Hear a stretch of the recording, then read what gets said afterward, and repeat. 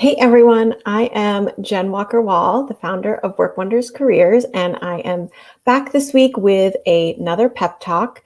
This week I'm sharing my resume writing checklist. I'm taking you through like the 3-step process that I use to write resumes for clients.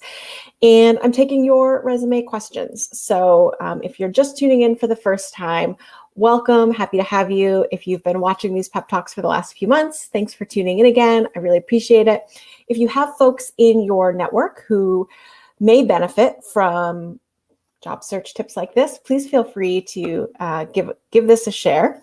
I host these pep talks usually once a month. We've been doing them almost every week this month, but once a month to help people elevate their perspective. I know you're all busy getting through the grind and we're all pretty much homebound, which is pretty difficult, but I want to help you feel like you can take actionable steps towards improving your job search and really start to get traction with your career goals. So that's the whole goal here, is to spend a little bit of time helping you walk away with something that you can implement as soon as possible, hopefully. So I'm just going to give everyone a chance to make sure everything's working. If you happen to be watching, please feel free to say hello. Let me just make sure. Yep, that looks good.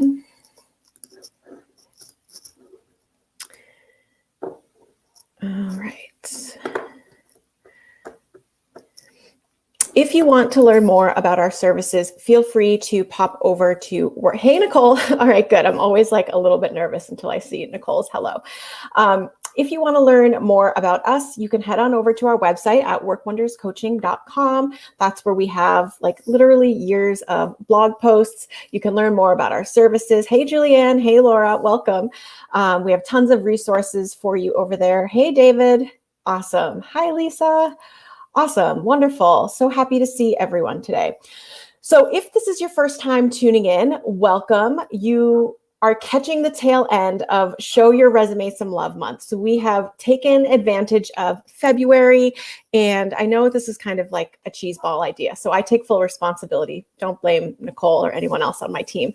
But I wanted to spend some time this month talking about why you should learn to love your resume, because that is a tool that's going to help generate opportunities for you throughout your career.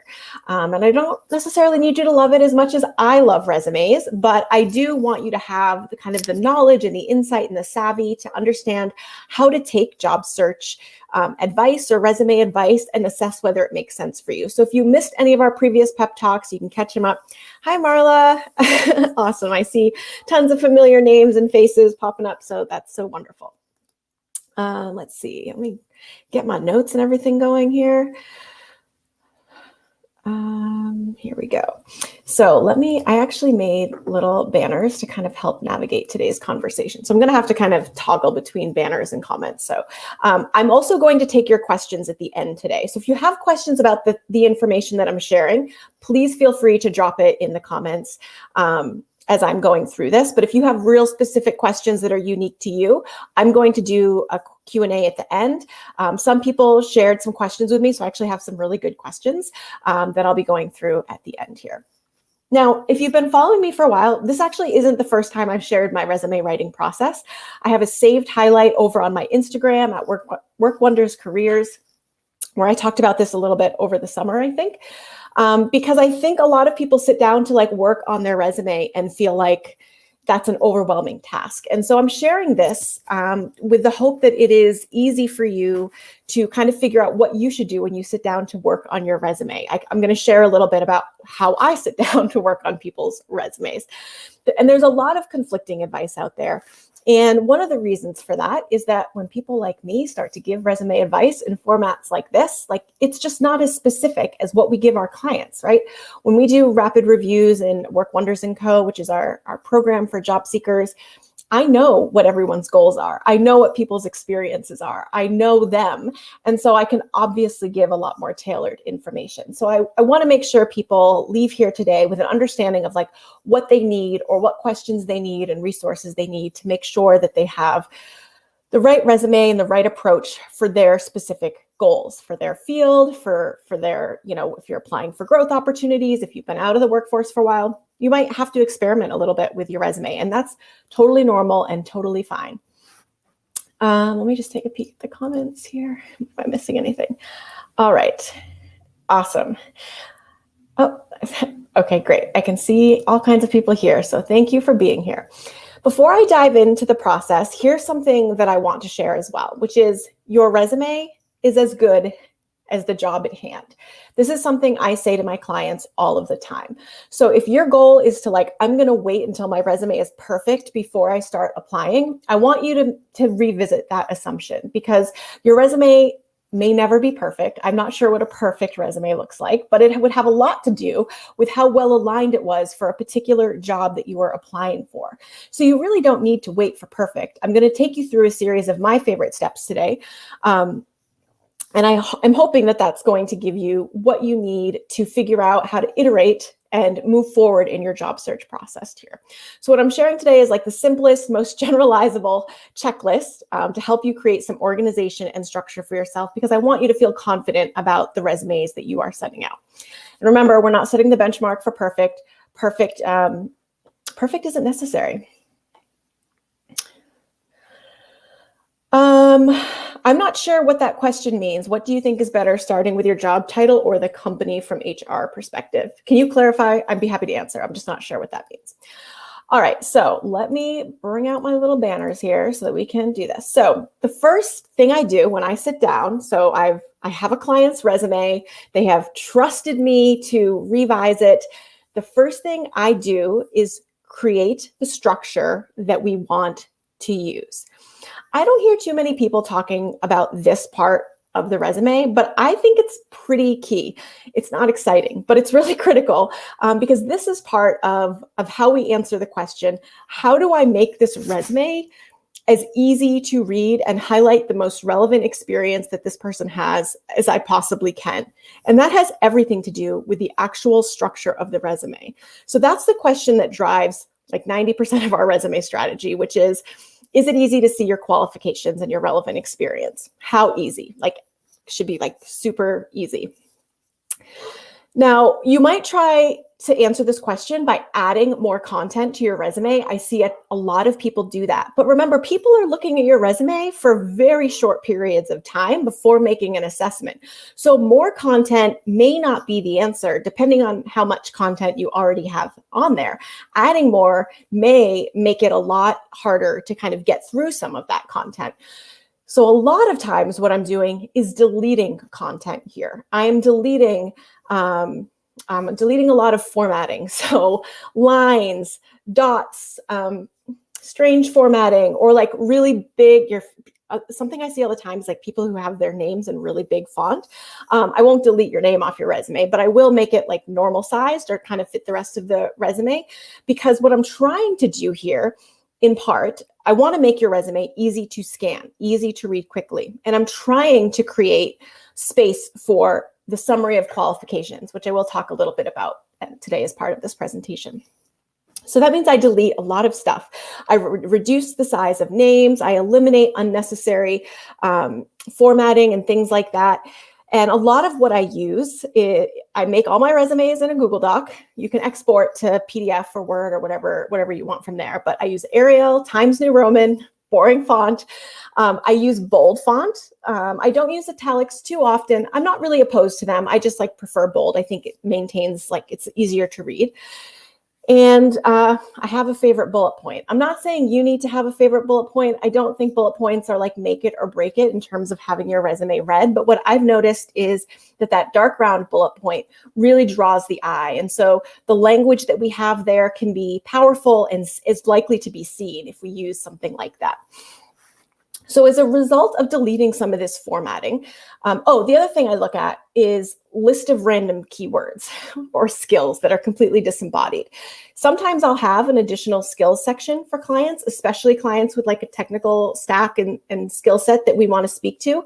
But if you just have a random list of keywords or phrases or skills that are kind of all over the place and run the gamut, I'll delete that. I will often keep the content in case some of it is in fact useful.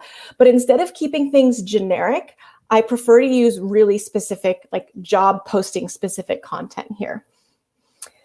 Just going to check over here. I see some comments. Age-wise, do you skip it when above 50? Oh, hi, Anna. Long time no see. I'm not sure. What do you skip? Let me know what you're talking about skipping, Kim. I'm not quite sure I'm following there. The truth is that your resume is most likely not ready for new content until we've created some structure, till there's healthy margins, a good size font, a reasonable amount of text, room for a summary of qualifications. So I don't do any addition of content until I've created the space. And this is usually like a day one activity. So as soon as I get a client's resume, this is the work that I'm usually doing initially, because it creates the space to add and do everything else and to make that even more effective. If you are someone who can kind of like obsess over this ad nauseum, like indefinitely, I want you to think about setting a timer for 20 minutes. I talk about setting timers all the time, everywhere I go. So maybe you're sick of hearing me say that, but I love a good timed session, because you might say like, I don't know if 20 minutes is enough, but imagine 20 minutes spent making your resume easier to read, focused on your most valuable contributions, responsibilities, and achievements, focused on optimizing it to meet other people's needs, right? To communicate that you can meet other people's needs. That's a very big deal. So if some of you can commit to that, I think that's going to be a big step in the right direction. Let's see. Peter, they're all on the events that you RSVP'd for. So if you RSVP for the event page will have the recording. Kapana says, ideally, do we need to show career gaps on a resume? I'm not sure what you mean by show career gaps on a resume. They may reveal themselves if you have gaps. I've said this before, and I'll say it again today in case you haven't heard me say it. I actually think everyone's going to have a gap at some point in their career. It's very hard to have a career without a gap. So it's okay to have gaps. Do you recommend including links of past employers within the resume for the resume reader, and what type of company you worked for? Let's see. Do I recommend including links? For most people, the answer is no. I can imagine if you have a more like a portfolio or something to demonstrate that that's possible. A lot of clients will either link to a portfolio or link to a LinkedIn that may link or work as a portfolio. Would you recommend when you list a job on the resume or company first? So I like to lead with the job title first more often than not, but I think this is something people can be flexible with. I like to talk about my clients more than I like to talk about my clients' employers. Sometimes that maybe we'll pick a different strategy depending on the scenario. Kim's asking, skip mentioning actual age. Well, there's no need to mention your age in a resume. So you can, like, for example, list the most recent 10 to 15 years of experience and call it recent experience, or you can consolidate previous work experience.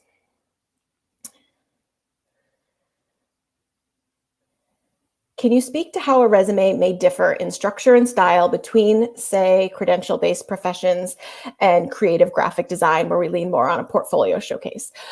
So there are some real similarities and there are some real differences there, David. That's a really good question. So if you are a designer of really any kind, then you do not have to create your resume in a Google Doc.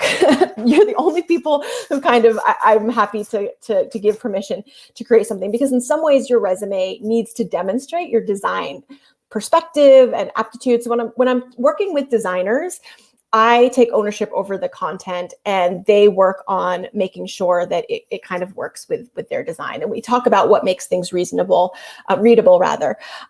So I think someone with an MSW can have like a much more traditional looking resume. A Google Doc's going to work fine. I have a ton of social work clients, love social workers. But graphic designers or UX designers or other kinds of designers may have something that really reflects their ability more than the rest of us. So you have a little bit more leeway for sure, but don't assume that the resume content isn't important. And by resume content, I don't mean the design, I mean like what we're adding, which brings me to my second piece of the puzzle here. So once I've spent time creating the space for the content that we want, this is when we start to make some strategic content upgrades. And what this looks like can vary depending on what the client needs. So it's going to be impossible for me to know what each single one of you want to do, or need to do in this area. But I'm going to give some examples so that you can figure this out for yourself. Before we do any strategic content upgrades, what you should know about my process is that I've already spent at least one entire strategy session with a client. So during that time, I collect all of the information we're going to need to make this resume pop. So if you are someone who is like, my job is boring, I don't know how I add value, I feel like a cog in a machine, trust me, that's totally understandable. That's not the mentality that we want to bring to the updating your strategic resume content here.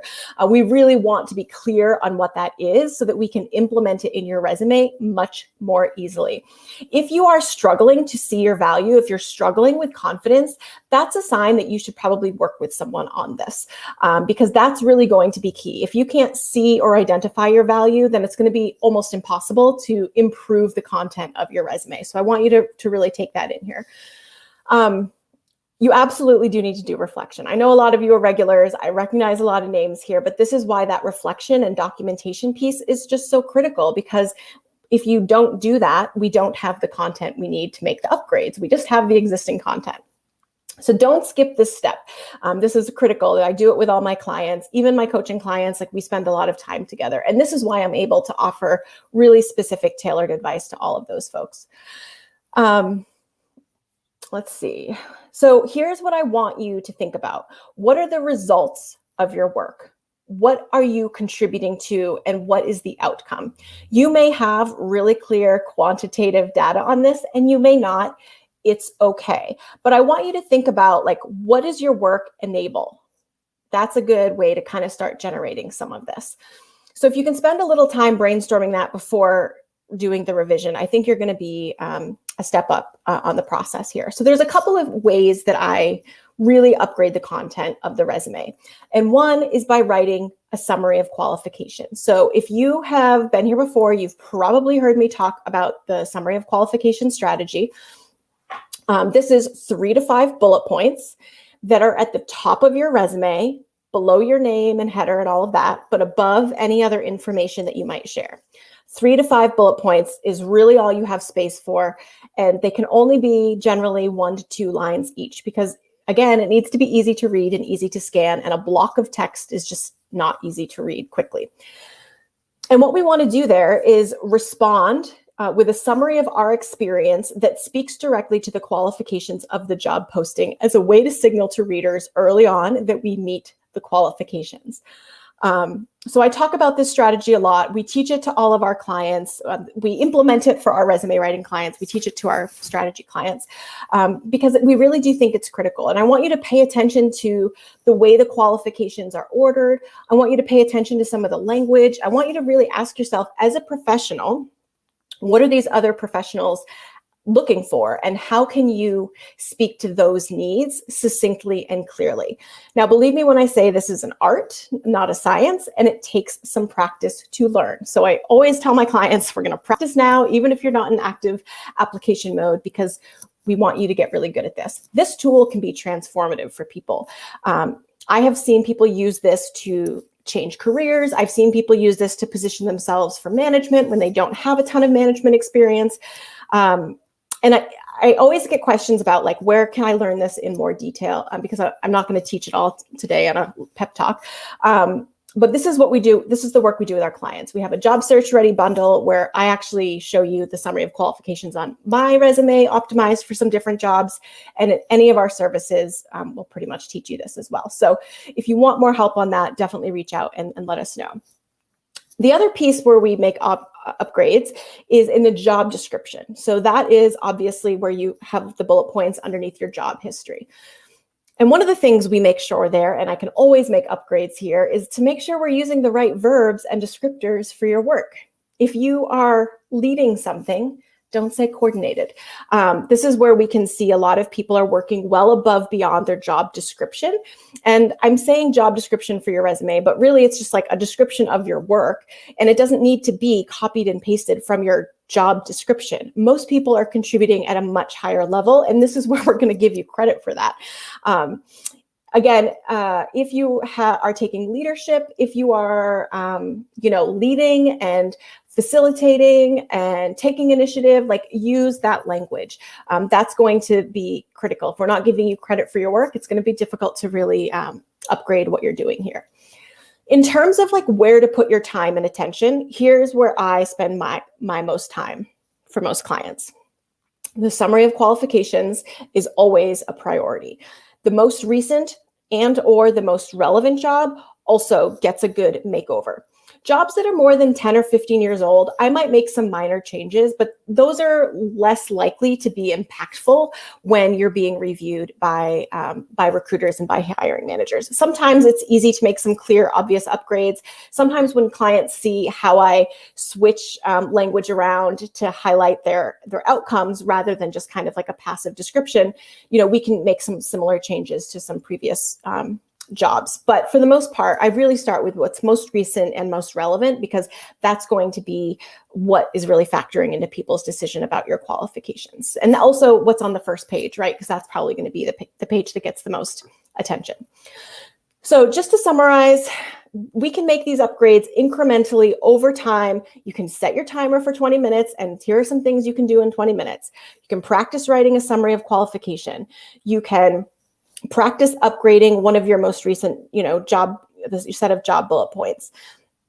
If you haven't done the reflection questions and you're not really sure how you're bringing value, that's another opportunity for you to do that here. Set a timer for 20 minutes and do the work, because it will pay off, and practice makes you a lot better at this over time. It always feels a little clunky when you're learning it at first, but eventually it gets easier and easier. All right, let me just stop and take a look at the questions here. I feel like my face disappears, so I have to sit up really high. How many years of overall experience is ideal to include to not seem dated or aged out? Actually, let me just put this up here. So I think this really depends. And I don't like to obscure my client's age, because at some point people are going to figure out how old people are. So I want my clients to be positioning their experience as compellingly as possible. But if you're applying for roles that you're overqualified for, then it might be helpful to use recent experience instead of a full chronological experience. And you can just do like the last 10 or 15 years. Do I recommend a skills resume with job chronology second? So I have to be honest, I've never purposefully or preferred a skills-based summary versus a chronological one. And let me tell you why, so that you can decide what decision to make for yourself. If we do the summary of qualifications well, we shouldn't need to. We should be able to discuss and articulate your transferable skills as part of that. And if we can find a way to do that effectively and tell your story in chronological order, I think that's much more compelling than a skills summary. I sometimes worry that people who try to take divergent resume strategies look like they're trying to obscure something. And instead, I want my clients to take ownership over the transition, ownership over their experience, and make a case for their candidacy, which I believe can be done. And I've seen it done for like 7 years as I've been doing this. So it's a little soapbox. Oops, I think that's the same thing. How long should it take on average to edit your resume for each job application?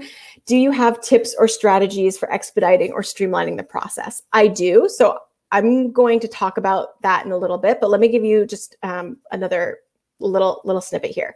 You should practice this. You should practice writing the summary of qualifications. Yes, this will all take work. It will take time, but it will not take forever. And if you practice,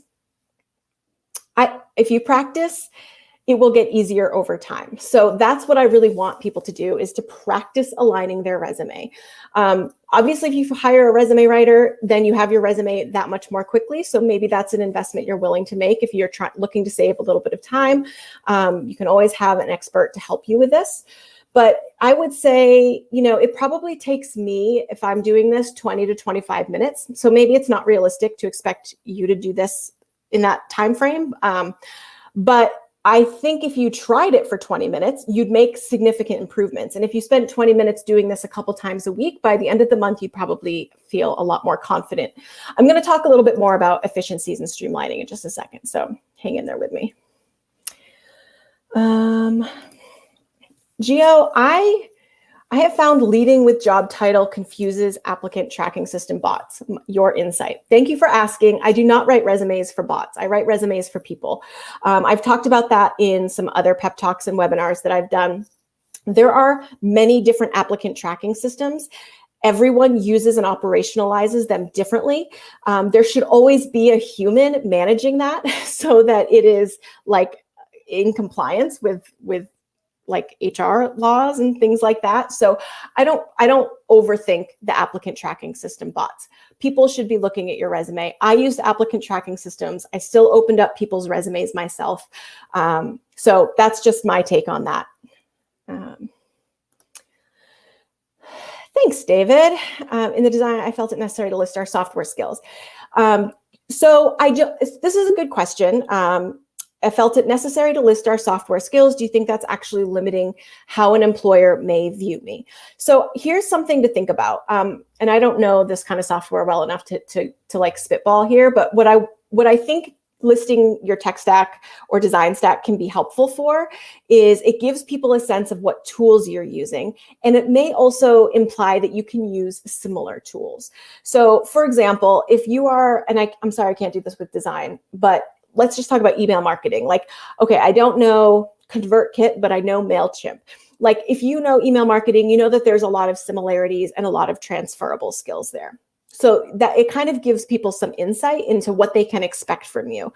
You could also use the summary of qualifications to say like broad knowledge of, and try to match what they're saying. So if they're saying like familiarity with wide variety of design software, you could use that language. If they're like listing every Adobe product and you can speak to that, then speak to that. So pay attention to what's being asked for. Okay, I'm going to try and get to my third step here, but I'm seeing all the questions. I will not leave anyone behind in the questions. I just want to make sure I actually get through my little presentation here.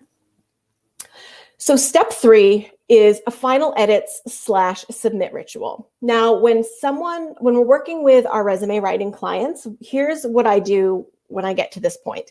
I will create a video. So if you've worked with me already, you know that you get a video, a screencast where I walk through your original resume, the job sample that you sent over, and the resume that I created for that job. And the reason that I do this is, well, there's several reasons. One, I want my clients to be able to use their resume, not just have a resume.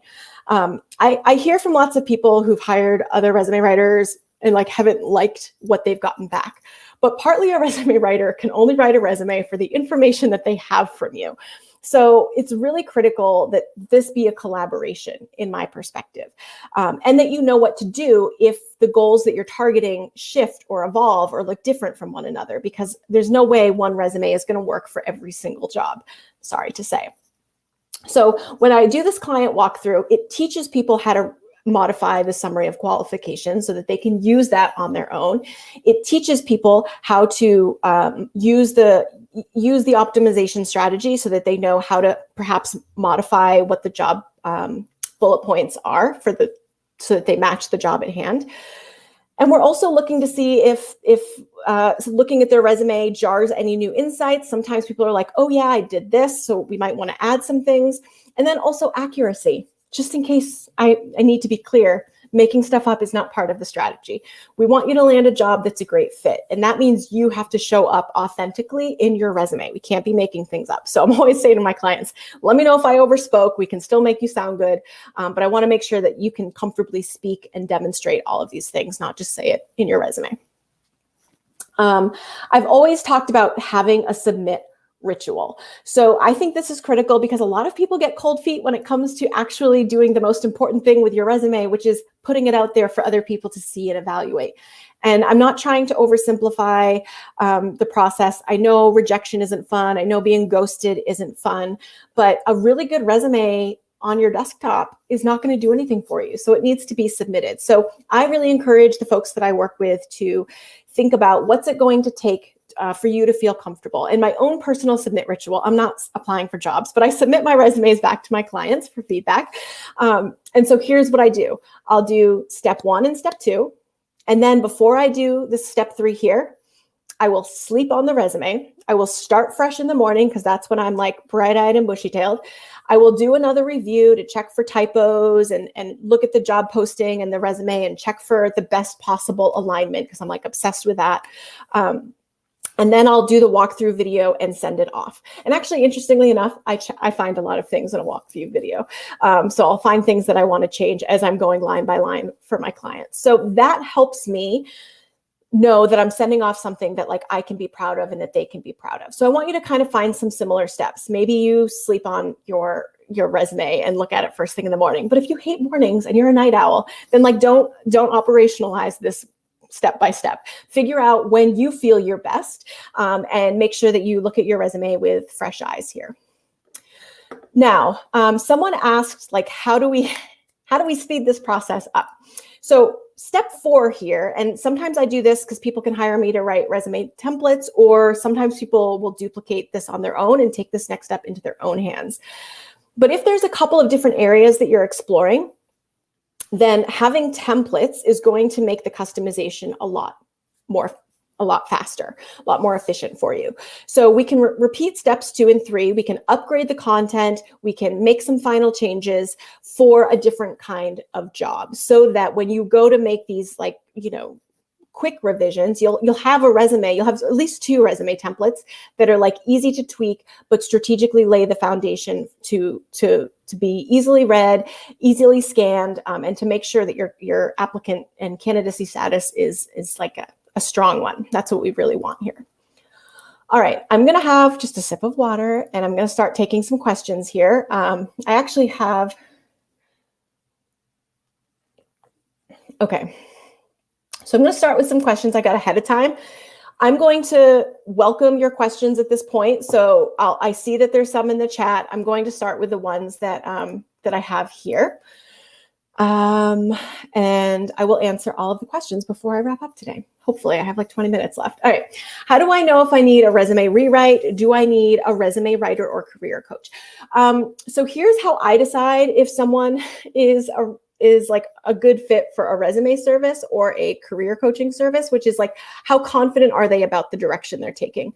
I don't prefer to write resumes for people who don't know what job they want. I can't write a good resume for that. So those people make better coaching clients. People who like really are lacking confidence and clarity around articulating their value. I can give you a resume, but that's not going to fix all of your confidence problems necessarily. So sometimes that requires a little bit more discernment. People who can bring me a job posting and say like, this is the job that I want, and I would apply if I had a resume that I felt really confident about, those are easy resume clients for me. So that's just how I decide. I know that some people will write a resume. Some resume writers will write a resume for a giant volume of roles, like using one resume template, but I don't think that that's effective. So I don't really want to be doing that. If you are applying for lots of jobs and you are not getting the traction that you want, working with a resume writer could help. If you are trying to make a transition and you're not sure how to communicate your transferable skills, working with a resume writer could help. Or you can try to implement some of these changes on your own, right? I don't know what resume rewrite means. You could do it on your own for sure using some of these tips. So those are just some benchmarks that I use for myself here. Why do applicants get immediately rejected? How do I make sure that I review? So drop your favorite emoji in the comments if you have ever been immediately rejected for a job that you were really excited by. I know it really stinks. I actually think there's probably a lot of reasons this happens, and I'm not going to pretend that I know them all. But here are like 2 that come to mind right away based on my own experience working with people and also being the person who makes those rejections right away. There were too many applicants to review. Sometimes I couldn't get through the scope of applicants, and we had already put together like a qualified list of candidates before we looked at someone's application. And that stinks, and there's not much you can do about it. But I just think sometimes the volume gets very overwhelming for people. Another thing is that your qualification, you might have been perfectly qualified. And the person who sent this question to me was like, I'm pretty sure I'm perfectly qualified, but it may not be obvious that you're perfectly qualified. So just because you know doesn't mean that it's obvious on your resume. So this may be another good sign that it's time to do a resume rewrite, because a lot of times people will look at the list of responsibilities and kind of say to themselves, like, I can do it, and send that resume off. But that's not really what we're responding to. The qualifications section is a list of needs. They need someone who has met this, who has this series of experiences so that they can contribute at the level that they're asking for. And that's really what you want to be speaking to. So yeah, those are my quick answers on that. Is one job site better than the rest? Glassdoor, ZipRecruiter, Indeed. I can't really say that I think one is better than the rest. I do like Glassdoor because I like the employer reviews, which I think can be helpful in the right context. A lot of people use Indeed and LinkedIn for jobs. So feel free to chime in if you have a favorite, but if you chime in on this question, the rule is you also have to say what line of work you're in, because I think something that people don't necessarily get is that some of these sites work better for people in some fields versus other fields. So just keep that in mind. Is it better to err on the side of caution and be deliberate, or to submit quickly? My answer is it is good to do both. We really want you to do both. And I'm sorry if that sounds like a tall order, but that's really what we want here. I just said that people, sometimes people get rejected because there's just too many applicants already. So there is some advantage potentially to get in there early. And I believe that you can be conscientious and deliberate efficiently by practicing the process that I just repeated, or hire someone to work with you if you need practice in this way. Because I do think that both things need to happen in an ideal world. Someone asked how many bullet points for the summary of qualifications. 3 to 5.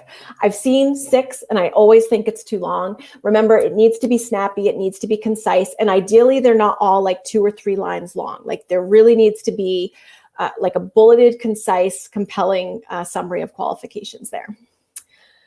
Let me just check here to see the rest of the questions. Oh, I have the sad face, Sandra. I feel that. Oh, I love all of your emojis. David, that's your favorite emoji. I love it. Okay. Yes, it does stink. And sometimes I think it's helpful to remember everything about this process feels personal, but so little about it is personal. And I know it feels the exact opposite, but I just want you to know it's hardly ever about you. It's about the volume, it's about the workload, it's about all these other things. So I'm going to try and go through these questions here because I see that there's a lot. I'm just going to scroll. Okay, so if you guys hang with me, I've got another few minutes to answer questions. What is the best verbiage for an unfinished degree? School, major, minor. So I'm curious if it's unfinished, or like are you currently enrolled, or do you have like credits? So we do a few different things. It kind of depends on how relevant the education is to the job at hand.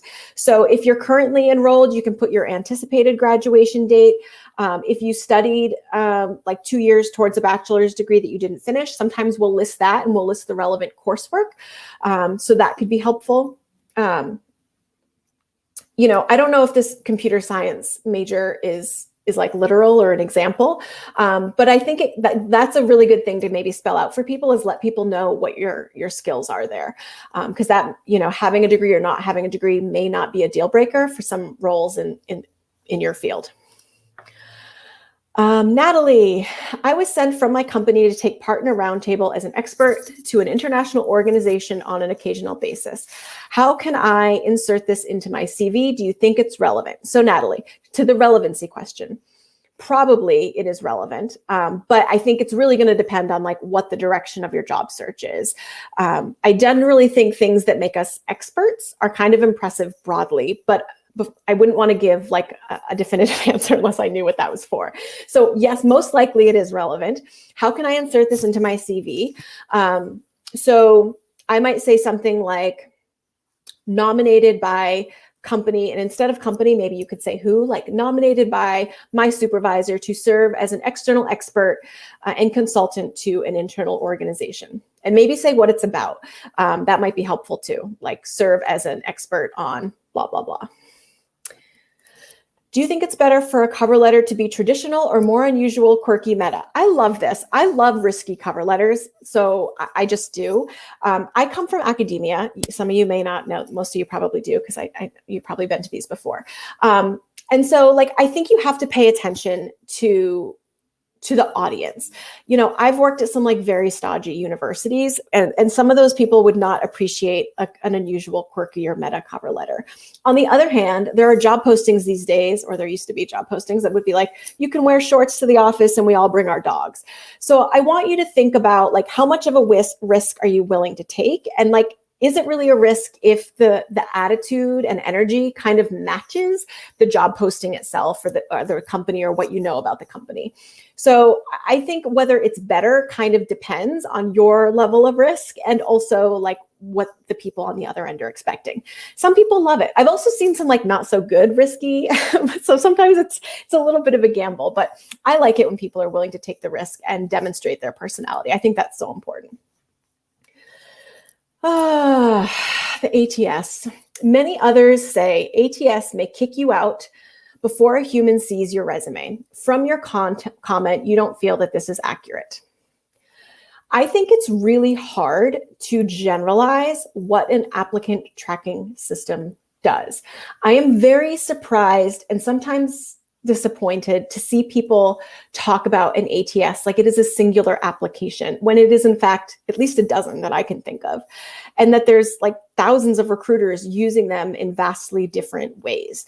So I try to avoid overgeneralizing about what the applicant tracking system does. Now, let me tell you about how I used it so you have a good sense. Have you ever applied for a job and you upload your information, but then you get some screener questions like, do you have at least 10 years of experience? Are you familiar with X, Y, and Z, right? We used to be able to sort people based on those questions, but those questions weren't like nice to haves. They were critical. They were like essential. We weren't going to consider you unless you could say yes to those things. Did some people lie and say yes, so they got into the yes pile, but then we had to just manually move them out when it became obvious they didn't have what we were asking for? Yes. Did it rule some people out because they didn't meet our qualifications? Also, yes. Did I manually go through and make sure that like people were actually unqualified if the system was marking them unqualified? Yes. So I want you to understand that people are using the system to like sort applicants sometimes. It's a compliance piece. So I don't want to say like we had high compliance standards. And so people were always signing off on why people were omitted, so that we could document this appropriately. In terms of the work that I do with clients, because there's dozens of these systems, because there's thousands of recruiters and hiring managers with preferences of their own, we try to like find a middle ground between being responsive. If you're writing a summary of qualifications that's good, then it's going to include keywords. I just have never seen dozens and dozens and dozens, like a mass of recruiters, like use that to like rule people in and out. And I think it gets a little bit overplayed. That's my personal take. Okay. Do you reference typical or specific job ad qualifications to optimize a client's resume development? Yes. I'm not sure what typical or like, do I reference typical or specific ad? Like I try to be as specific and aligned to the qualifications as possible. I hope that helps. Do you have advice for clients who are deciding to list their graduation year on their resume for degree completion? You're welcome to do so. I actually removed my years of graduation a while ago, both undergraduate and my master's degree. I think it's good to normalize taking the years off. It's not going to like solve age discrimination, but I think if you've recently graduated, then the years can help explain a gap in your employment. So that's when it may be helpful there. All right. All right, so Sam asks, what would be considered a meta cover letter? I don't know. I'm not really a meta cover letter person. Like, I don't write cover letters like this. I'm very literal, partly because I just come from academia, but I love this question. So sometimes people just write like really personal. Maybe someone like writes a poem. Maybe someone, takes on a totally different kind of format. I've seen some quirky cover letters. I'm not generally a producer of overly quirky cover letters. I love quirky people though. We're all quirky. All right, how to show experience managing remotely. So I want you to think about where this is being asked for. If it's being asked for in the job posting itself, in the qualifications of the role you're applying for, then I definitely want you to use it in the summary of qualifications if you can. If not, then you can always include it in your job description. All right. I've had a little more success by having a very plain resume with the sections described here, clearly structured, FYI. Thank you. I'm just, sharing people who are agreeing with me. Thank you, Julianne. Let's see. All right. I think I've gotten through most of the questions here. Let me do a last call in case anyone, in case I'm missing. Here's the last call for questions. Okay, so let me make sure I didn't forget any details here. I want you to think about, what do you need to be successful, to successfully manage this process on your own? I think it's really critical that people do the reflection work, set timers, make sure your resume is easy to read. Don't look for a silver bullet of a resume template that looks fancy. If you're a designer, great. But for most of us who are just like not that creative, a Google Doc or a Word doc is going to get the job done. A lot of what works is extremely unglamorous, but that doesn't mean that it's not important or not effective at all. All right, if you have questions, if you want more details on our upcoming events and webinars, please make sure you come over workwonderscoaching.com. If you have more questions here, you can drop them in the comments. It's been really exciting. I've only been doing these for like less than 6 months, probably like four months or so. And some of the people who came to some of my early ones are starting to get new jobs. So you have to promise, if you get a new job, you have to come back and tell me all about it. You can send me a DM. And obviously, if you are looking, for support, we are actually opening up. We have 4 resume writing spots available for March. I have 3 one-on-one client spots, and our group program for job seekers is also enrolling. So if getting traction in your job search is on your to-do list this spring, please come over and consider joining us in our services. I have one last question here. Are you a fan of a quick summary under a job plus bullet points, or do you like to stick with bullet points? I like to stick with just bullet points. I kind of like to challenge myself to do like the summary and achievements and outcomes like all together. And I don't find that it's that hard to do. I try to really focus on like the most impressive pieces of the job. I find that people tend to like include like, we all have boring parts of our jobs. I have boring parts of my jobs. And so like, I don't need to say like, responds to email, sometimes people have like attends meetings. So I tend to like eliminate content for that, for like mid-level and above, so that we can really focus on the high level achievements. So if you are having a hard time fitting everything, if it feels like there's just like over a dozen bullet points there, see if there's things that you can kind of eliminate. Let's see. When I said meta, I was considering talking specifically to my experience as a hiring manager in the past and the element of luck with personality, since everyone has the most important thing I would select would be, yeah, well then definitely, yes, that is, I have to like peek over the top of this. Yes, that's totally fine. Francini, what are the sections you'd recommend for a normal non-creative CV? Summary of qualifications, experience, maybe recent experience, depending on sort of what your goals are, and then education. Those are really the basic ones. If you have technical skills, you may have an additional skills section. So it kind of depends. It always depends. All of my advice is it depends. I hate to wrap up with that final point, but hopefully each of you have what you need here. Thank you all for being here. We do have another one scheduled next month. We're taking a couple weeks. Well, I guess it's just like next week off. Do you feel dates are a requisite? Well, it depends. I mean, I do think dates around work are helpful. I've seen people use just the year versus like month and year. So I think that's totally fine. All right. Thank you all so much for your trust and for being here today. This was like 50 minutes of talking about resumes. So if you're not in love with them yet after this month, I don't know what. But I'd love to hear from you in the comments as we're wrapping up. What is the one thing you're going to go do to your resume? What is your next action item? Like, what have you been inspired by? Do people feel inspired to write their resume? Maybe that's the wrong way. What do people feel obligated to do to their resume at this point? I'll use the word obligated if that's fine. Thank you so much, Sean, for your kind words. Thank you, Sandra. Thank you, David. Thank you all for being here. Should I include professional development webinars if relevant? Yes, if they're relevant, I think that could be helpful. Thank you.